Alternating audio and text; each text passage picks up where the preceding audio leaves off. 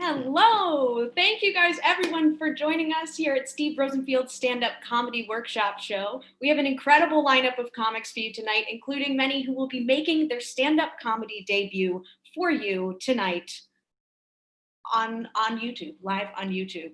So some of the comedians who have completed this workshop have gone on to perform on The Tonight Show, The Late Show, Saturday Night Live, Gotham Comedy Live, and they perform in clubs all over the United States and all over the world. And the founder of this institute is Steve Rosenfield. He is an award-winning comedy director, founder of the American Comedy Institute, and author of the book Mastering Stand-Up. And these comedians have been working together in the workshop conducted by him over the past 2 weeks. So thank you so much for tuning in. Like I said, we have an awesome lineup of comics, and they are truly from coast to coast, because now with our workshops online, no matter where you live in the world, you can work with Steve Rosenfield and you can do stand-up comedy with us here at the American Comedy Institute. So without further ado, we'll get the show going. I'll be your host tonight. My name's Micaela.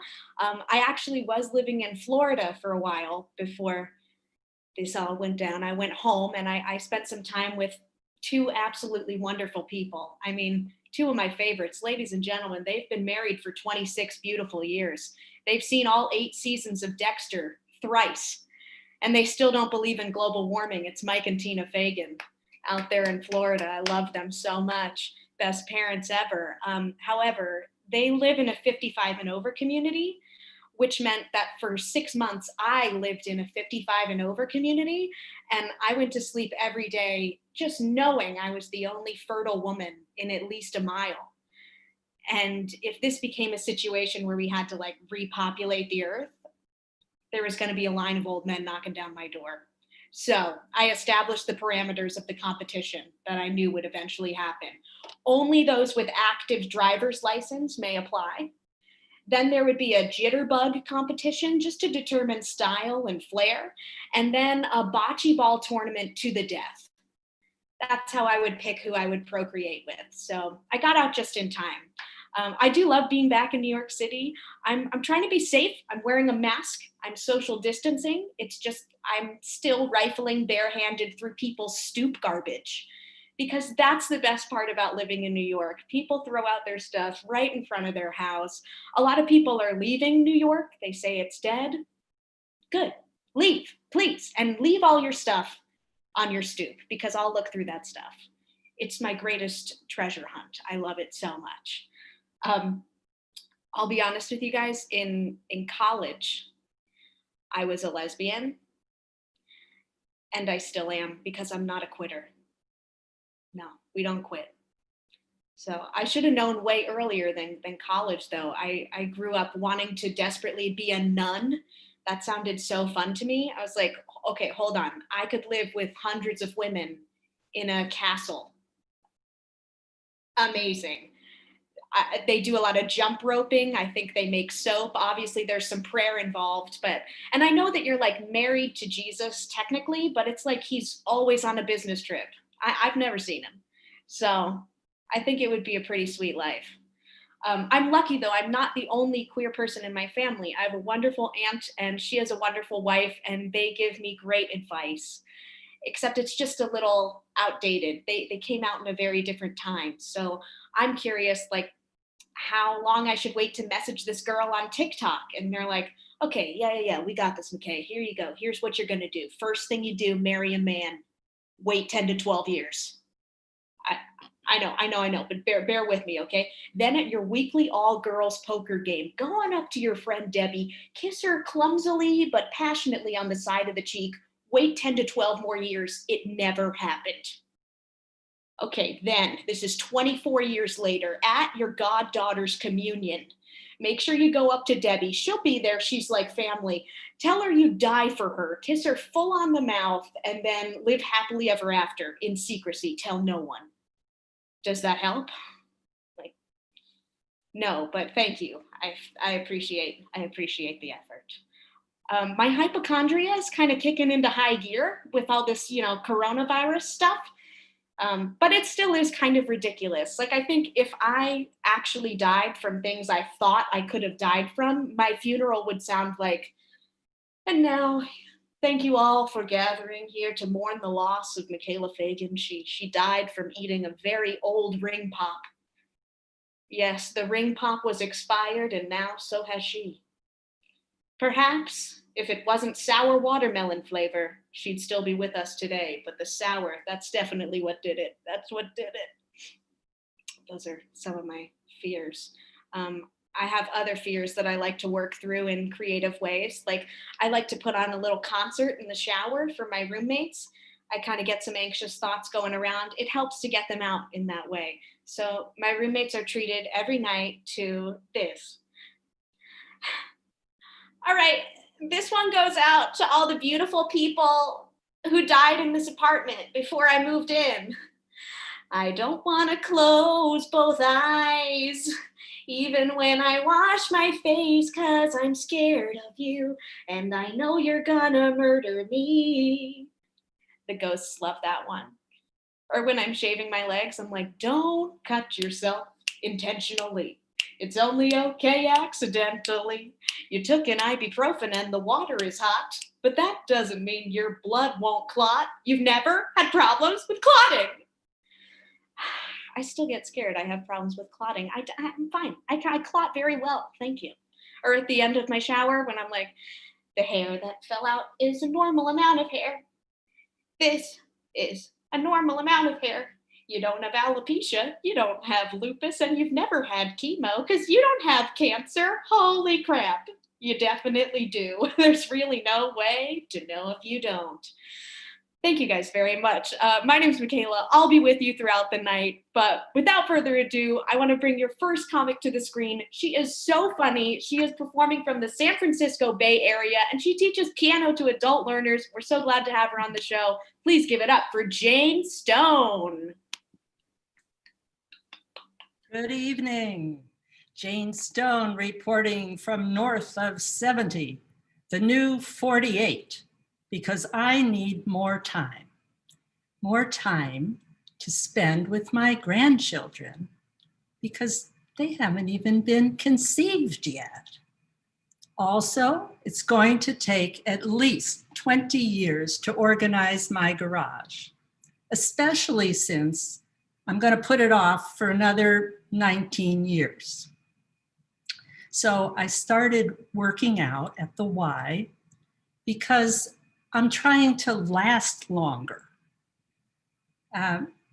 Lifting weights is such a healthy way to get injured. Everybody at the Y is limping around with the ACE bandages and the support braces and that thing that goes around your gut that's supposed to keep you from exploding. The new definition of I have a black belt. Well, after achieving a torn meniscus in both my knees, I was one of the fastest limpers. But even with all that limping, I did not get a rush of endorphins. What I got was tired. Hefting heavy 5-pound weights while counting to 10 over and over. It's exhausting to be so bored. And you have to arrive at the gym at dawn. Otherwise, you could grow old and drop dead waiting your turn to use the treadmill or the other torture devices. One time, I was waiting so long for an elderly gentleman to get off the leg press that the arches in my feet collapsed. Then I politely asked, "Do you know how much longer?" And he says, I'm 95 years old. It could be any minute now. Well, he didn't look that old. But, 95 is the new 90. He probably was 50 when he arrived at the gym. But by 10 in the morning, we all looked ancient because we were. The people with jobs had left. I notice that when guys are pumping iron, they get totally focused on giving themselves hernias. Their faces, you've seen this, their faces turn bright red, and the veins are bulging in their foreheads, and they're baring their teeth, clamping down. They look like gargoyles having a bad day.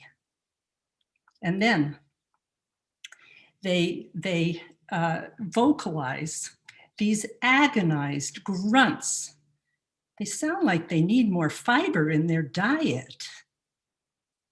But the award-winning grunt in the grab your attention category was produced by a middle-aged man trying to lift 900 pounds with his toes. Well, he let out this incredibly prolonged, terrifying arg. It was a dead ringer for a wounded elephant. So I shouted to the woman next to me, well, he's certainly making that sound easy. Women don't grunt or make faces. We're used to pain. But in the women's locker room, apparently, at a certain age, people just run out of modesty, or it's one of the things they forget about. So they wrap their hair in a towel and go parading around in birthday suits that need ironing and a good tailor. Honestly, I hadn't seen so many folds since the day I went window shopping for a pre-owned accordion. Well, after lifting weights for 3 whole years, my arms still look like the before picture. And I figured out they call it the why because you have to ask yourself, why am I doing this? So I stopped. And that caused a rush of endorphins. And your visit does that too. So thank you for coming by and take good care of each other, sweethearts. Give it up for Jane Stone. That was great. And it was very nice to visit the San Francisco Bay Area. I hope I'll be back soon. And with the birthday suits, yeah, I wish I could put my birthday suit in like a hot dryer and it could shrink a little bit. I feel like that would be ideal. Your next comic coming to the screen, he's a great friend, such a funny performer. You're going to love him. Please give it up for all the way from Cambridge, Massachusetts. This is Isa O'Neill. I've noticed that when Democrats put a mask on, they do it like this. But when Republicans put a mask on, they do it like this.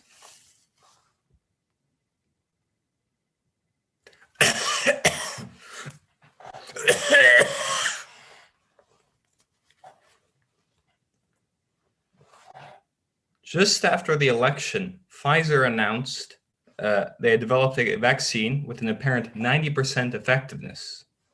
And now Donald Trump predicted this. Donald Trump said that just after the election, there would be a vaccine,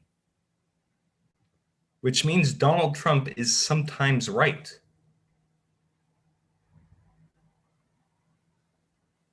What other things was this man onto?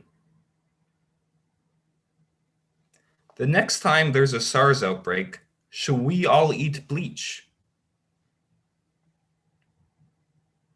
Maybe Obama is a Kenyan Muslim.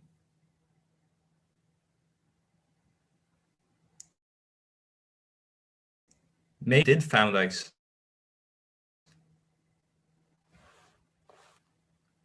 Maybe he did found ISIS. Maybe Mexico isn't sending their best.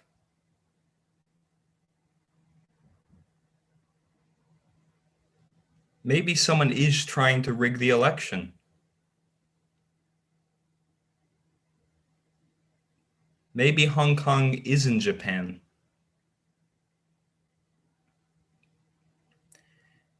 If there's one word I'd use to describe President-elect Joe Biden, it's charisma. That man really gets my generation.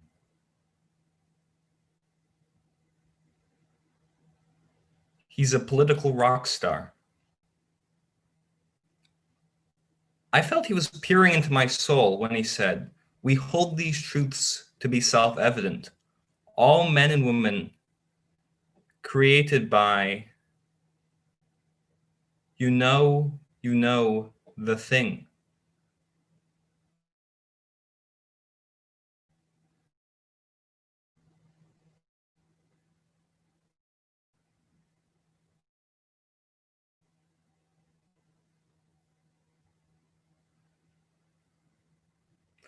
My generation is really excited by that.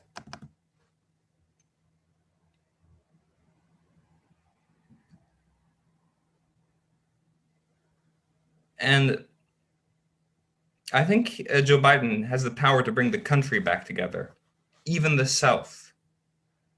In his victory speech during the primary campaign, he confused his wife with his sister. I think that really resonates with a lot of Southern evangelicals.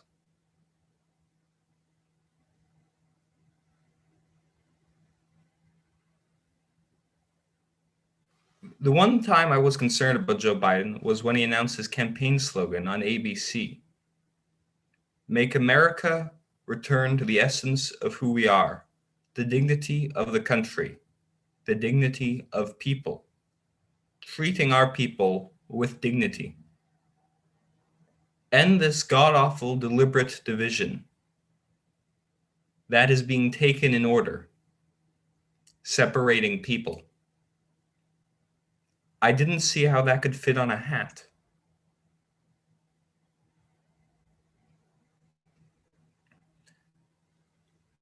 I seriously considered voting on a Now party.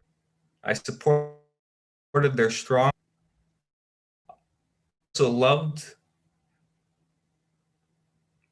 I also love the fact they had the bravery to go publicly on record against racism, poverty, sexism, and injustice. But then I found out they wanted to legalize marijuana. That's crazy. My father is a very wise man. He told me when I was young, "Isa, there's something special about you, something unique. You need to stop it."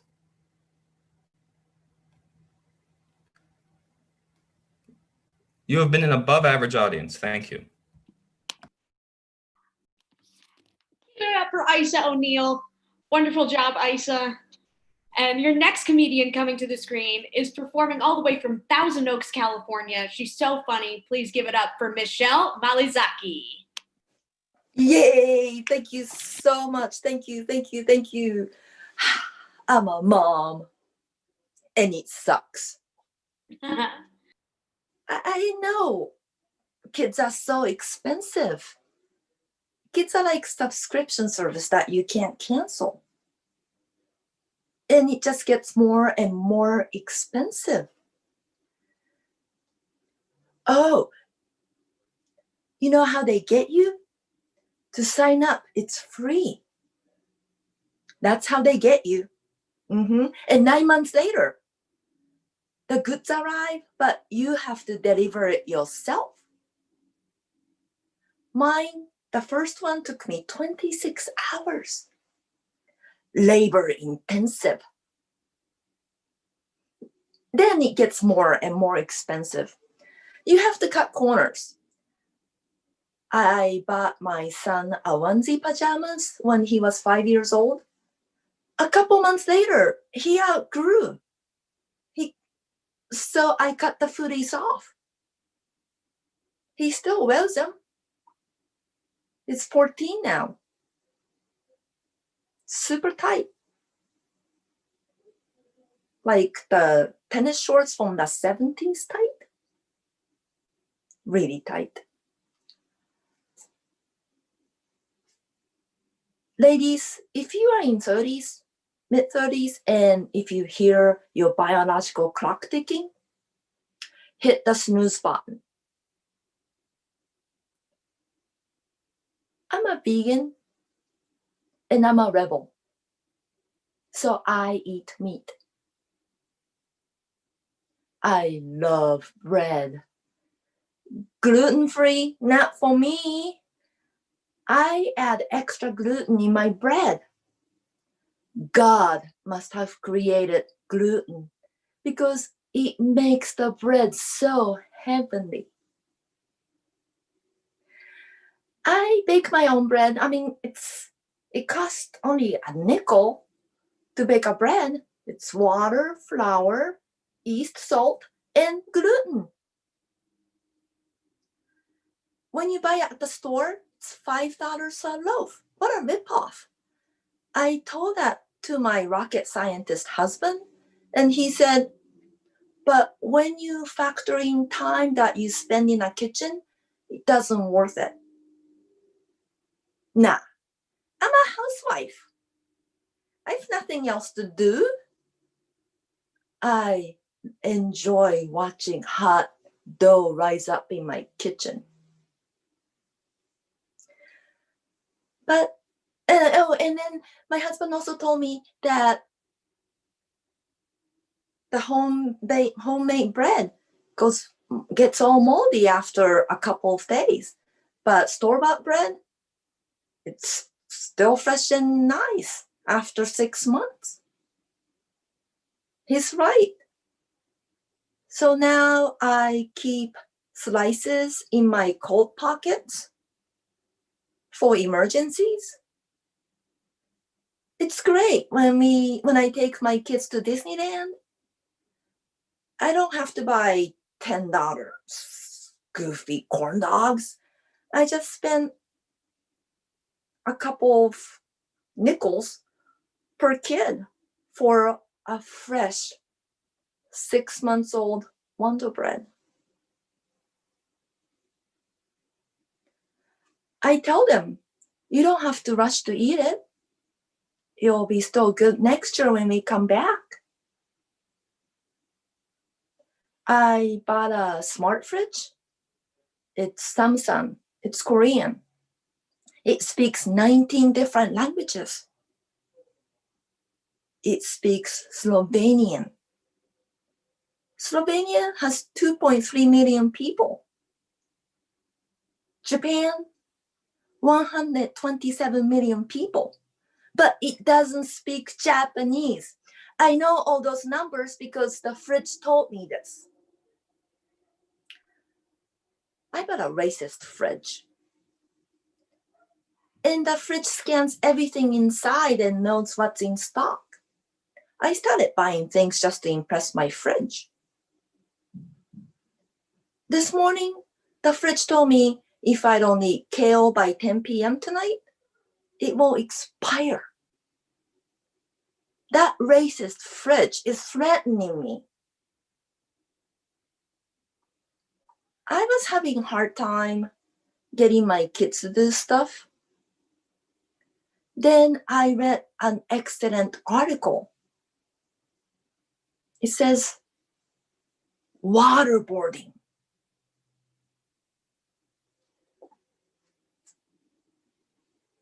there's Johnson & Johnson has an infant waterboarding seat that you could strap in a car. It was in a national newspaper, The Onion. So I read the article to my kids, and my son was like, waterboarding? That's a torture. I said, yes, that's why it works. 9 out of 10 doctors at Harvard Medical School highly recommend it. Now, when I want my kids to do something for me, all I have to do is turn the kitchen faucet on. Miracle.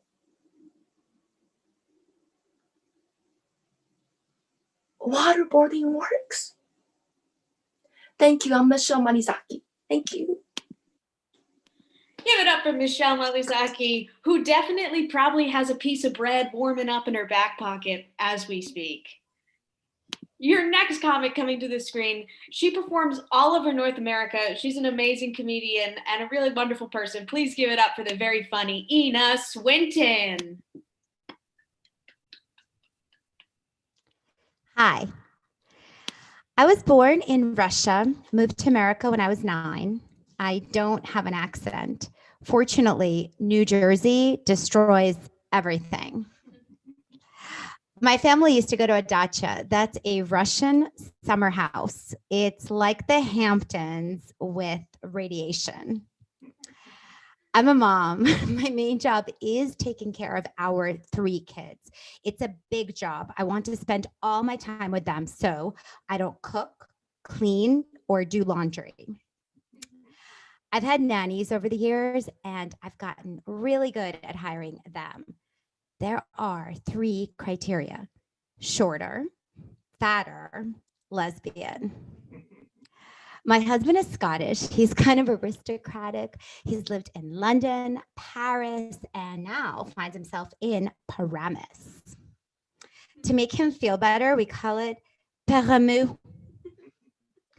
For my birthday, my husband got me Marie Kondo's The Joy of Cleaning Up. He's so funny. Data shows that couples with cheaper engagement rings stay married longer. I'd rather be divorced. My mother loves the British royal family. She watched Prince Harry and she cried. I said, Mom, why are you crying? Because you will never be a duchess. Meghan, prepare the dinner of roast chicken for Harry to get him to propose. When was the last time you roasted a chicken? I wanted to roast a chicken for my husband for our 10th anniversary, but he said, honey, I know cooking's not your thing. Why don't you just seduce me? I wish he'd just let me roast the chicken. So during this pandemic and the Black Lives Matter and the election, people have been very active. I've accomplished a few things too. Facebook just let me know that I've earned the badge of top fan of Murray's Chihuahua World. I wonder if the fact that I'm a top fan of Murray's Chihuahua World, if that's public on Facebook. No, I'm not going to put myself down. I know the world's a crazy place, but that's no reason to forget the Chihuahuas. I mean, they have serious problems. They're very small and they're Mexican. My husband wants to rent an RV and go for a romantic escape. He said it'll be just the 2 of us. I said, I know how those RV escape movies end. The zombies attack you. Why don't we just save the money, stay home, and watch the children attack one another? One good thing about the pandemic is my book club doesn't meet anymore. We never read the books anyway. All we did was talk about our nannies. The politics was getting too divisive. My friend Olga said, Bill Gates invent the virus just so he could sell a vaccine. I said, Olga, you're getting all your news from QAnon. She said, okay, but I don't pay taxes. I said, I saw you posting with an AR-15 on Facebook. You're the book club president. What kind of message does that send to our children? She said, it doesn't matter which way you go, so long as you're in a yacht. Well, she did go somewhere. She went to Mexico because her Bitcoin portfolio was suddenly worth $15 million. But I'm not jealous. I mean, I have my chihuahuas. So I'm worried about my 8-year-old son. I think he spends way too much time in the basement playing video games. The other day I heard him yelling, "The purge is next. It's a coup. It's a coup." I said, "Maxime, are you playing 60-second apocalypse again?" He said, "No, Mom, I'm watching CNN." But I had to do something. He was playing Sims, and I said, "Get off the game. You're not learning anything." He said, "I am learning, Mom.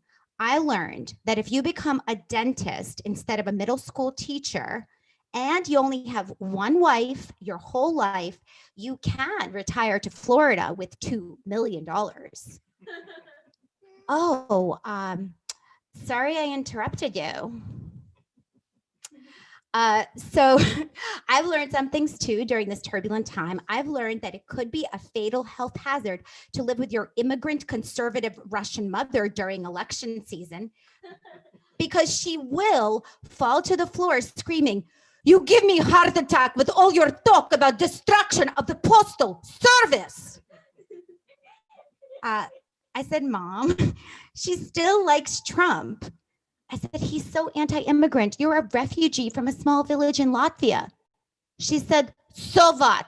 I am here now. Close the gates." Before the pandemic, one of my friends said they didn't want to come to dinner parties at my house because he likes to get stoned and my mom's always there. I said, "Don't worry about my mom. She's zonked out on her arthritis meds." My family, we have a lot of therapists. There is my psychiatrist, our family psychologist, the kids therapist, and a therapist for our Chihuahua Lola because she has issues with my father.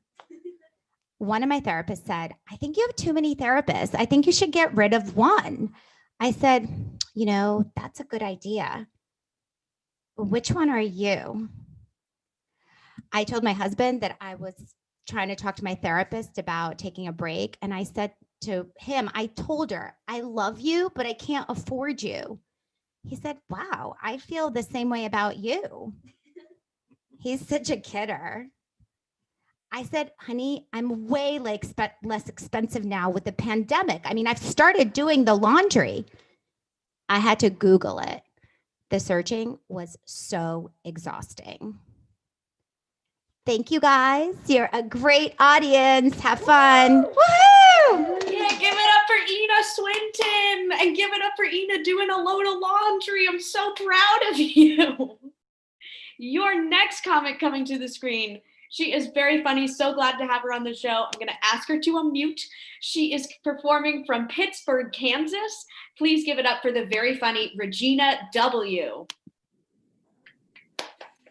So I know I've put on a few pounds because I've started to argue with my clothes. Like, pull out a pair of underwear. "Oh, you think you're large? Well, that's cute." "Oh, no, I don't think so." "Oh, wait, you think you're extra large? Oh my." "No, you may be extra, but you're not extra large. I'll show you extra large." So you're going in the trash. I'm gonna have to buy some new underwear. And it's the same damn problem with the next pair. So the only good thing about gaining weight is that your boobs get bigger. But then I have to buy a new bra. And I found an ad for one that says eliminates back fat. So I bought it. But it didn't work. I want my money back. And bras are so uncomfortable. Okay, guys, if you want what it feels like. Just take an ace bandage and wrap it really tight around your nuts every day. So I always just lose the bra right when I get home. The other day, I lost it at the red light. I just opened the window and just chucked it. And I was like, oh crap, that's expensive. I better go get it. Actually, I shop at Walmart, so my bras are pretty cheap. So, you know, I used to be really skinny my whole life. And when I started to get a belly, my pants just weren't quite sure what to do with that. We're like, do we stay up here? Or do we like roll down under her belly into this nice little taquito shape, like a pants taquito? Have you ever had taquitos? They're delicious. That reminds me of my favorite restaurant. It's called Mucho Mexico. Oh, they have like cheese enchiladas and tacos and taquitos and beans and rice and flan and fried ice cream. That wasn't the menu. That's just what I got on my second trip to the buffet. And my skinny friend asked, why are you eating so much? So I just shoved a taquito in her mouth. And I said, that's why. So when that memory popped up on my Facebook, I was like, geez, it's no wonder I gained 40 pounds in 1 year. And that all-you-can-eat restaurant went out of business. And then I realized I just can't keep going like this. So I cut carbs and I exercised and really hard for like 2 years. And I took it all off. And I donated all of my clothes and bought a whole new wardrobe. And then the pandemic hit. And I was like, we might not get tomorrow, so I'm getting fat tonight. So if you bought some extra larges at the Joplin Goodwill in February, I'd really like to have those back, please. I've gotten a whole lot better at this weight thing, though. This time, it only took me 2 months to gain 40 pounds.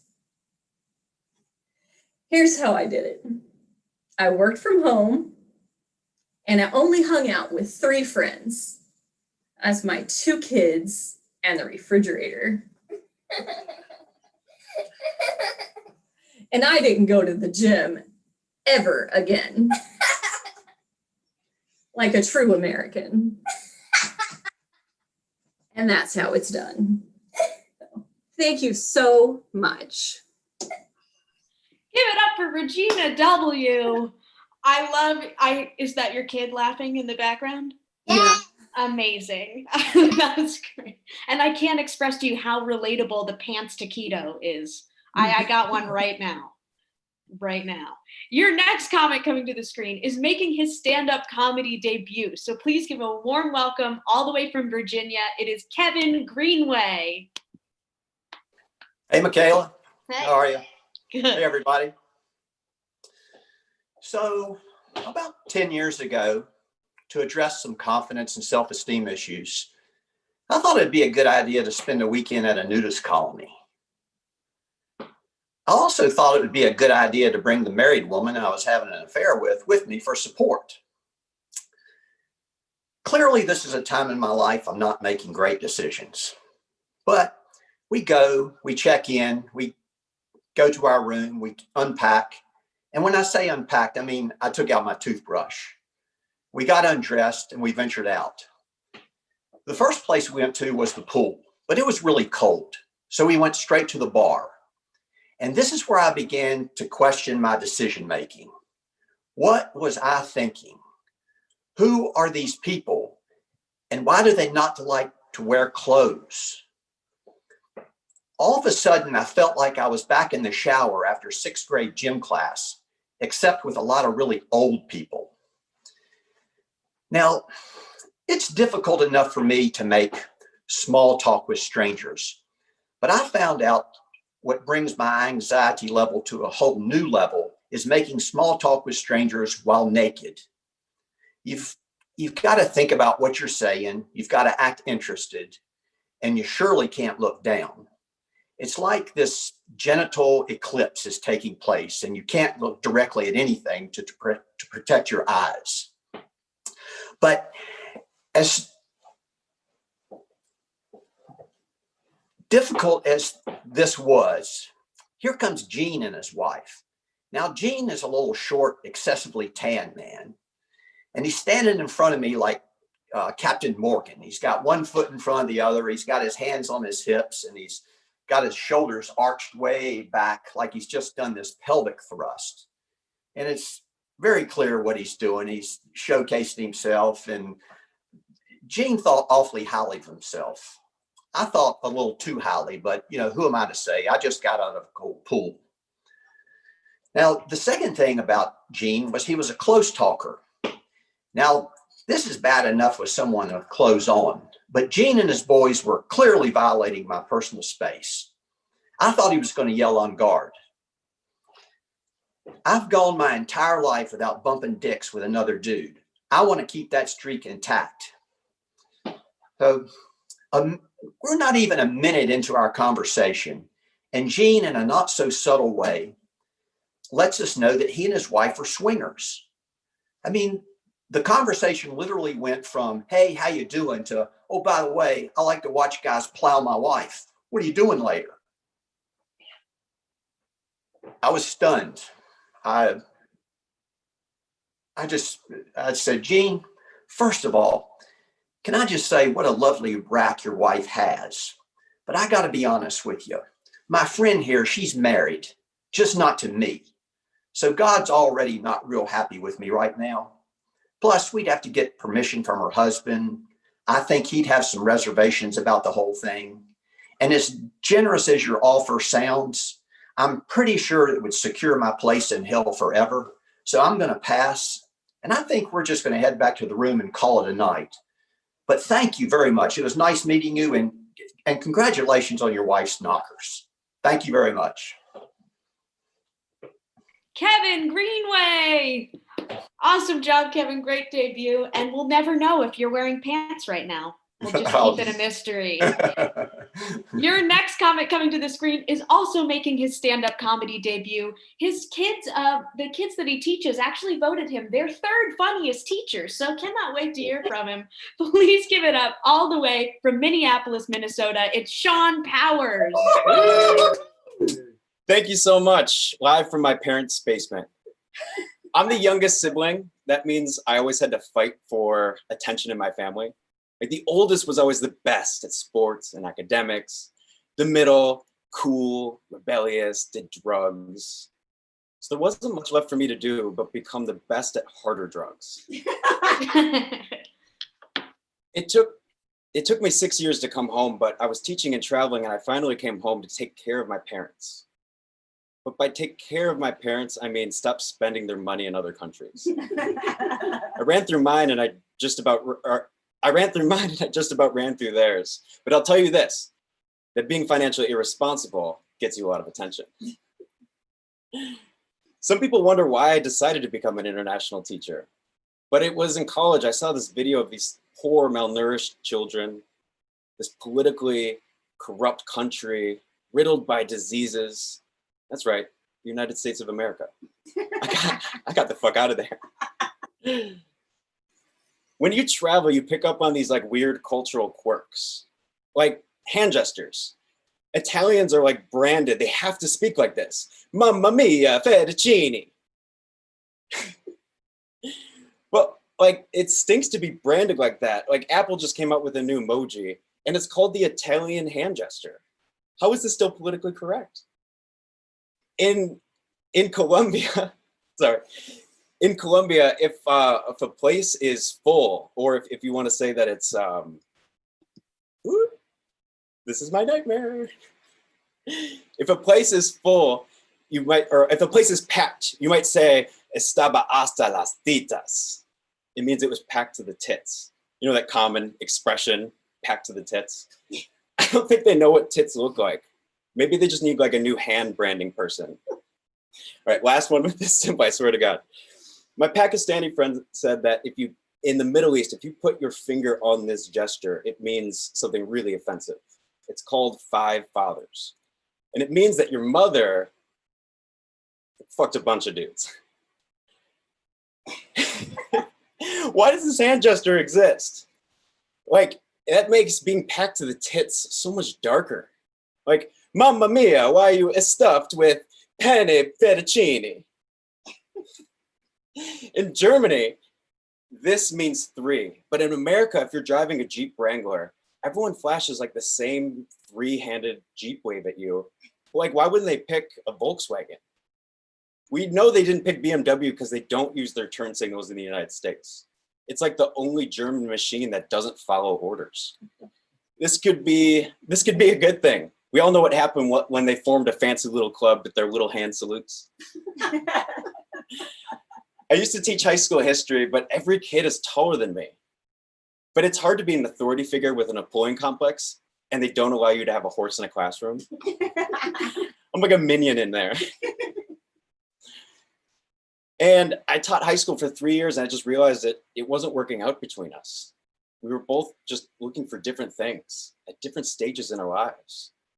But someday you'll make another teacher happy.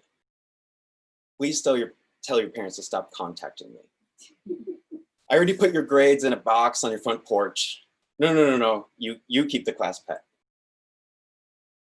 I only survived 1 year of teaching elementary school because the kids treat me like the way I yell at Siri. Mr. Powers, what's 3 times 8? Mr. Powers, how do you spell crackle? Mr. Powers, play I Like It by Cardi B. Mr. Powers, why won't my dad hug me? What? Oh, how do you spell above me? Sorry. I've got my own issues to worry about. For me, middle school was just like the perfect fit. The kids are weird and self-conscious, just like me. I would sit there and be like, does anyone like me? Does anyone notice how sweaty I am? Did I forget to wipe again? Is that why girls don't like me? Am I gay? During the lockdown, I decided to hike a little bit more, and it just provides a safe way to get out there and just judge other people. Like, you know, you go to state parks, and they're just like a notch above the water park people. There's trash everywhere, the smell of piss and copper tone, out of shape, sweaty dads just waiting on park benches, moms just using it as an excuse to get drunk outside once again. And then there's me, enjoying the sunshine, wondering, am I gay? Thank you very much. Have a good night. Shawn Powers, let's hear it for it. That was wonderful, Shawn. And you've made me realize this gesture when I'm like, kiss, I can never do it again. Because now I'm like, hey, 5 guys, kiss these 5 guys. It's thank you for teaching me about that hand gesture. Your final comic coming to the screen.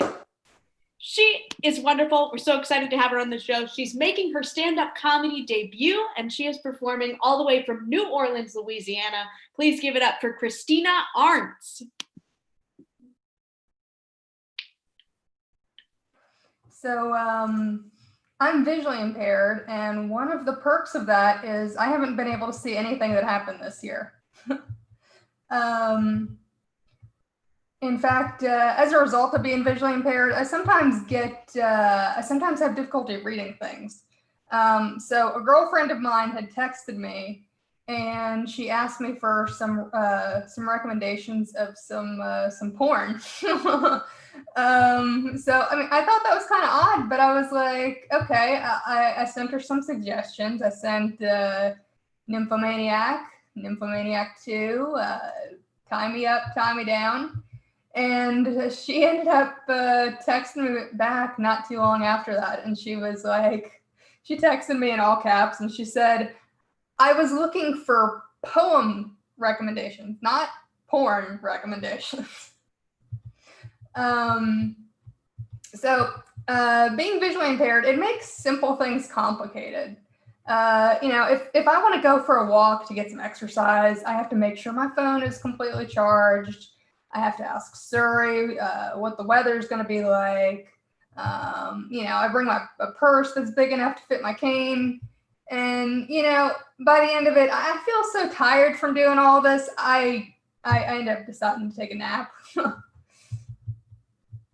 So I was saying to a friend of mine that I wish I could drive, and she said, I'm sure you understand that you can't.